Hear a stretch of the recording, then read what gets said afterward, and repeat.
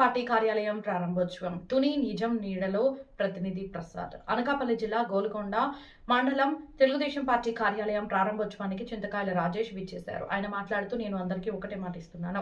నర్సీపట్నం ఇప్పటి వరకు ఎంతో అభివృద్ధి చెందింది, రైతాంగం బాగుపడింది. కానీ నా ప్రధాన లక్ష్యం ఇక్కడి ప్రతి ఒక్క యువకుడికి ఉద్యోగం వచ్చేలా చూడటం. రైతు బిడ్డలైన నర్సీపట్నం నియోజకవర్గ ప్రజలైనా అందరికీ ఉపాధి అవకాశాలు కల్పించేలా నేను కృషి చేస్తాను అని తెలియజేశారు. ఈ కార్యక్రమంలో టీడీపీ కార్యకర్తలు, నాయకులు పాల్గొన్నారు.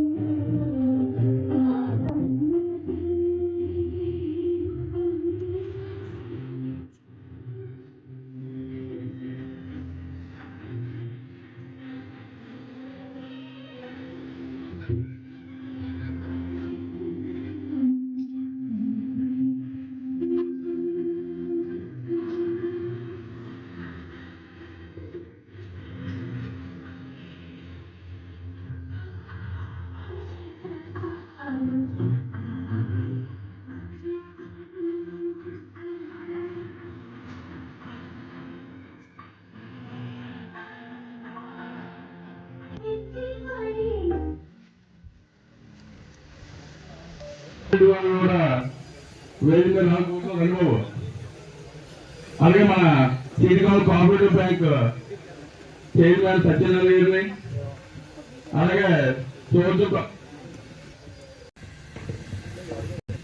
ఈరోజు మంచి రోజు. అంటే మన మండల్ హెడ్ క్వార్టర్స్లో నాకు ఎప్పటి నుంచో కోరుకుంది అనమాట.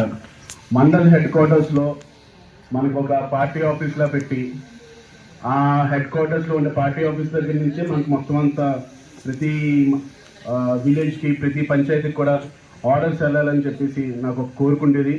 ఆ కోరికని ఇప్పుడు నెరవేర్చారు.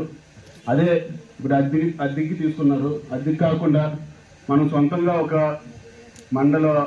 మండల హెడ్ క్వార్టర్స్లోని ఒక టీడీపీ పార్టీ కార్యాలయం పెట్టాలని చెప్పేసి నా ముఖ్య ఉద్దేశం. దానికి అందరి సహకారం ఉండాలని కోరుకుంటున్నా. ఇంకోటి, ఎప్పుడు మనం నర్సీపట్నం అభివృద్ధి చెందింది అని అంటున్నాం. కానీ నర్సీపట్నం ఎంత అభివృద్ధి చెందిందంటే, మన పక్క కాన్స్టిట్యున్సీ అయిన చోడవరానికి వెళ్ళి అడగండి, అక్కడ రోడ్లు ఉండవు. మన నర్సీపట్నంలో రోడ్లు ఉన్నాయి. అక్కడ కాలువలు ఉండవు. మన నర్సీపట్నంలో కాలువలు ఉన్నాయి. అక్కడ రిజర్వాయర్లు. నాన్నగారు ఏంటి, స్టార్టింగ్ రాగానే ప్రతి ఒక్కరికి నీరు అందాలని చెప్పేసి ఫస్ట్ పడేది రిజర్వాయర్ల మీద. మన తాండవ రిజర్వాయర్ పైన, మన రవణాపల్లి రిజర్వాయర్ పైన ఫస్ట్ ఫోకస్ వచ్చేసి వాటిపైన. ఎక్కడ ఉన్నా కానీ, అరే ఈరోజు వర్షం పడిందా లేదా, రిజర్వాయర్లో నీరు ఎంత ఉంది, లేకపోతే దాని గేట్లు ఉన్నాయా లేవా, లేకపోతే ఏమైనా బాగు చేయాలా లేవా అని ప్రతి ఇది కూడా కనుక్కునే ఉద్దేశం గల ఆయన అయ్యనపాత్రుడు గారు. మేము మరి ఇంత అభివృద్ధి జరిగింది కదా, మనం ఏం చేద్దాం అని అనుకున్న టైంలోని